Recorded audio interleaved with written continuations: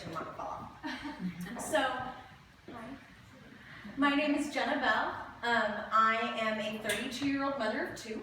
I have an almost 5-year-old and a 2.5-year-old. I'm from Kansas City. I'm in town visiting my mom, and I was asked to kind of share my story with you guys, and I do so frequently in Kansas City, and so I jumped on the opportunity to get to share with some new friends. In 2008, I was living outside of Atlanta, and I was experiencing rapid heart rate. Just felt like my heart was racing and I wasn't doing anything to provoke it. My husband was in the middle of a 15-month deployment to Iraq. I was living alone, teaching outside of Atlanta. I was the director of their special education program and teaching special education. My parents were living in New York. I was very much on my own and stressed out, and so I went to my general practitioner and I said, "What is this?" And he said, "You're young, you're healthy, you're not overweight, but your EKG is a little bit abnormal. So I'm gonna have you go see a cardiologist, we'll check you out, just make sure everything's okay." And I said, okay. Within a week, I was told that I was at risk for sudden cardiac death via heart failure. I wouldn't have a heart attack. My heart was simply going to stop and I was gonna die. I was 23. So it's really unreal to hear those words that your heart can just stop, and yet they're gonna hand you a prescription and let you walk out of the building. And you think, well, how sick can I be if I can leave?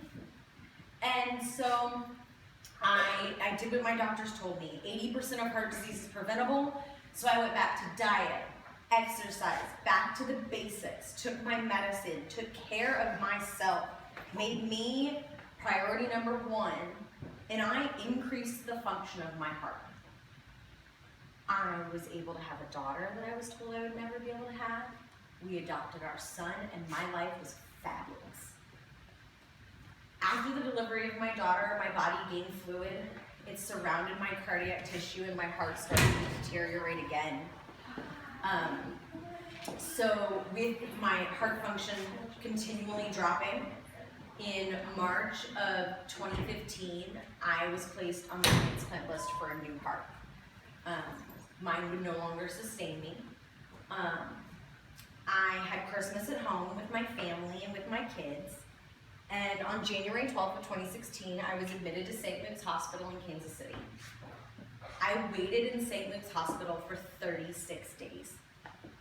36 days without my kids, without my husband, without my dog. I had nothing but a hospital room for 36 days. I had a nurse tell me that if I walked 8 laps on that floor, it was a mile. And I had walked over 70 miles in that hospital, passing time and trying to keep myself strong so that I could be the best woman I could be going into that surgery. On February 16th of 2016, I got my call and I got a new heart.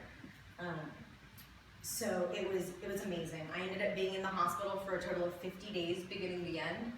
I went home. I have my brand new heart. I'm doing everything that I want to do, but I'm here to tell you that heart disease can happen to anyone.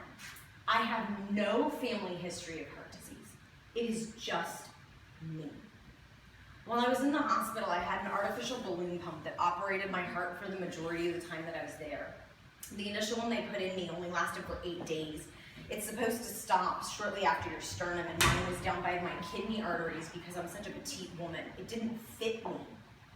So they couriered in a pediatric balloon pump from Chicago so that they had medical equipment to fit me. I shouldn't have to use a pediatric device just because I'm a woman.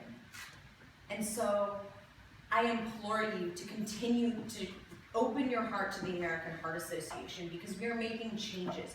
Orthopedics, they have knees of all different sizes to fit all different people, and there's no reason that cardiology can't do the same.